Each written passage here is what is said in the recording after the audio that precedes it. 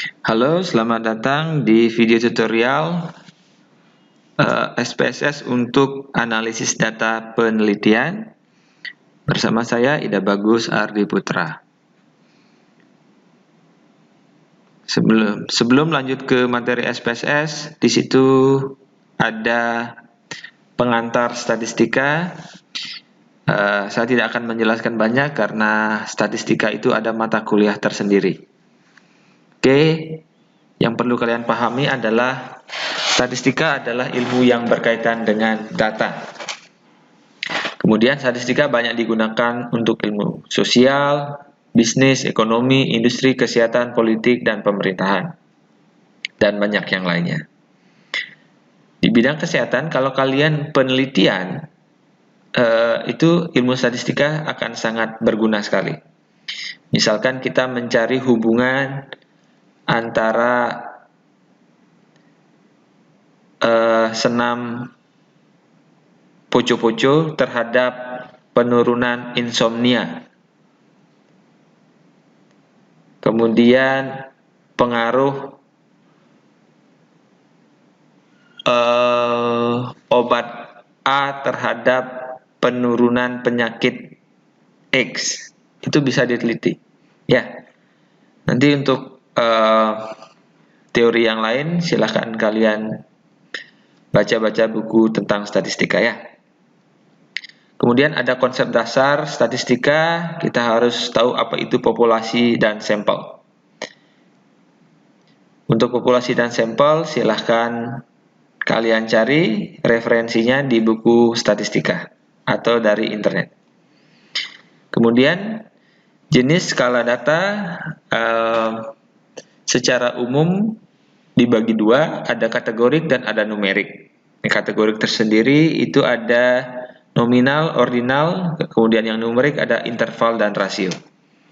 Itu juga penjelasan lebih lanjut bisa kalian baca di buku-buku statistika. Kemudian kita masuk ke materi SPSS. SPSS singkatan dari Statistical Product and Service Solution. Adalah software yang digunakan untuk analisis data statistik. Selain SPSS, ada software lain yang juga bisa digunakan untuk mengolah data, seperti AMOS, Listerel, Minitab, PLS, SAS, dan lain sebagainya. Cuman yang paling banyak digunakan adalah SPSS. Ya, jadi selama kuliah ini kita akan belajar SPSS. Kemudian tahap-tahap dalam menganalisis data adalah yang pertama adalah pengumpulan data. Yang kedua adalah data entry atau input data. Kemudian yang ketiga adalah pemrosesan data. Jadi datanya dianalisis. Kemudian setelah data dianalisis, outputnya akan ditampilkan. Ya, penjelasannya bagaimana? Kita simak saja. Dalam tahap pengumpulan data itu ada 3 ya. Bisa dengan kuesioner, bisa dengan observasi, bisa juga dengan wawancara. Tapi yang paling banyak digunakan adalah dengan menggunakan kuesioner. Kemudian misalkan untuk pengisian kuesioner datanya adalah diisi oleh responden. Kemudian yang kedua, proses editing adalah memastikan jawaban sudah sesuai dengan maksud pertanyaan. Jika ada kesalahan tulis atau ketidakjelasan isian, kuesioner dapat diperbaiki. Misalkan kalian meneliti tentang pengetahuan masyarakat tentang BPJS di desa A. Kemudian kan kalian nyebar kuesioner, kemudian setelah diisi oleh responden, kuesionernya dibalikin kan? Kemudian setelah kuesionernya dibalikin, kita harus mengecek apakah isiannya sudah benar apa tidak. Apakah ada item pertanyaan yang seharusnya dijawab tapi tidak diisi, atau pertanyaan yang harusnya jawabannya satu diisi 2 kali. Itu harus dipastikan dalam proses editing. Kemudian langkah berikutnya adalah dalam pengumpulan data, yaitu proses coding. Proses coding adalah memberikan kode atas jawaban-jawaban responden dalam kuesioner. Misalkan ada data jenis kelamin, laki-laki dan perempuan. Laki-laki kita kasih kode 1, perempuan kita kasih kode 2. Kemudian misalkan pendidikan. Pendidikan itu bisa tidak sekolah, SD, SMP, SMA, perguruan tinggi. Tidak sekolah, misalkan kita kasih kode 1, SD kode 2, SMP kode 3, dan seterusnya. Kenapa perlu dikodekan? Karena yang kita input ke SPSS nanti adalah data yang berupa angka. Nanti kalau masih bingung, nanti kita coba lebih lanjut. Kemudian untuk data entry atau input data, yang kita lakukan adalah memasukkan data hasil kuesioner ke komputer. Input data dapat menggunakan Excel maupun SPSS. Ini adalah tampilan awal saat kalian membuka program SPSS. Kemudian kalau sudah, kita klik cancel saja. Kemudian ada 2 langkah untuk memasukkan data ke SPSS. Yang pertama adalah membuat atau mendefinisikan variabel penelitian di variable view. Yang kedua adalah memasukkan data di data view. Oke, kita coba buka program SPSS-nya. Pada kuliah ini kita menggunakan program IBM SPSS Statistik 20.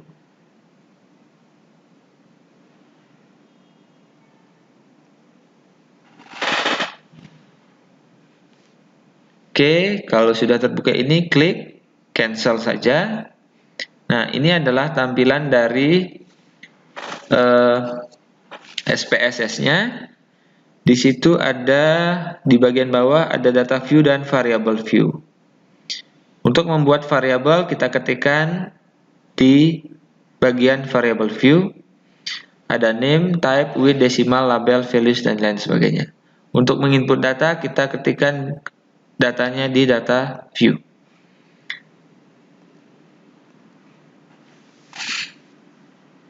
Oke, variable view adalah tempat mendefinisikan atau membuat variabel pada SPSS.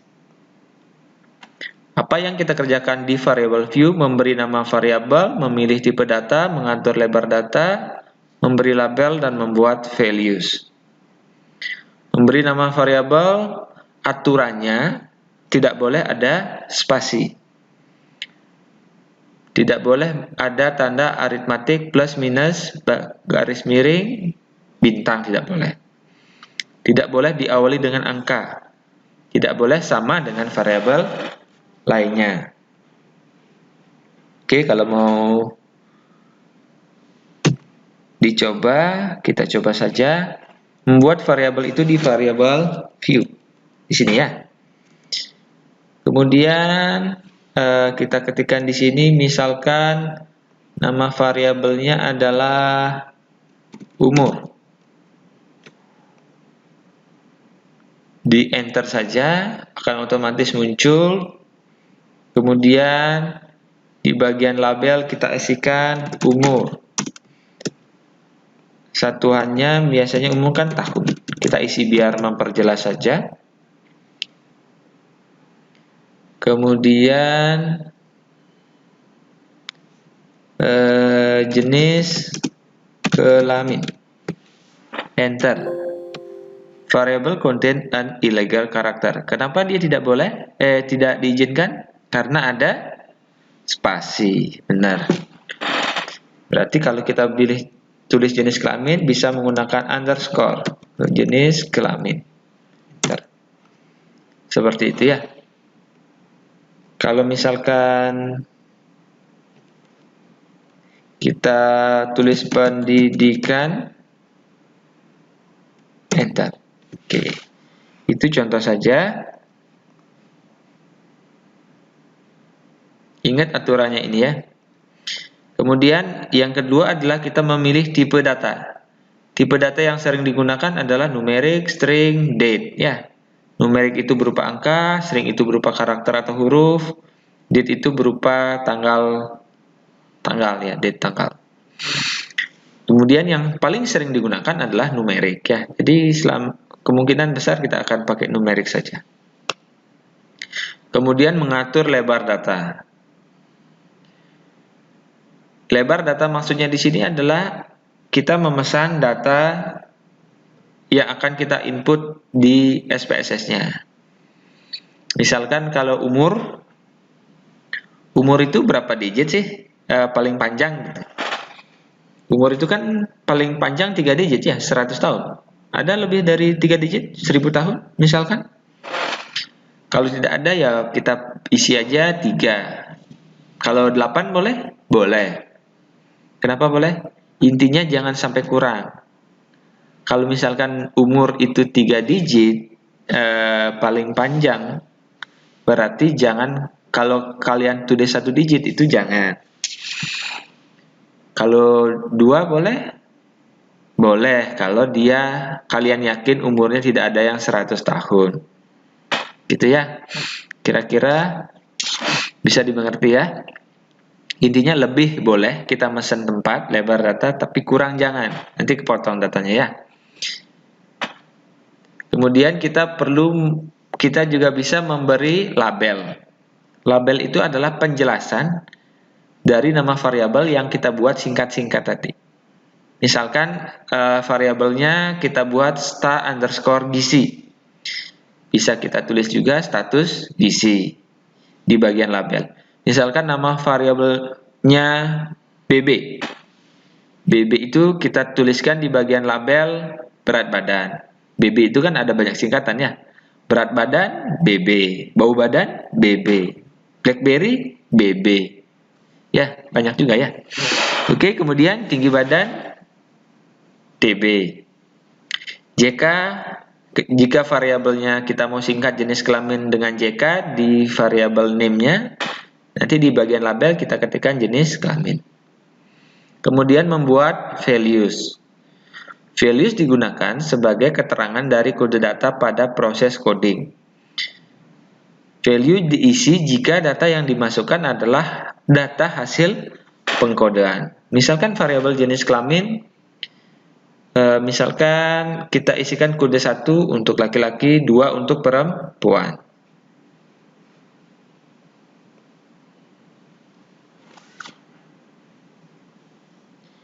Kemudian setelah kita membuat variabel, kita bisa menginputkan datanya di data view.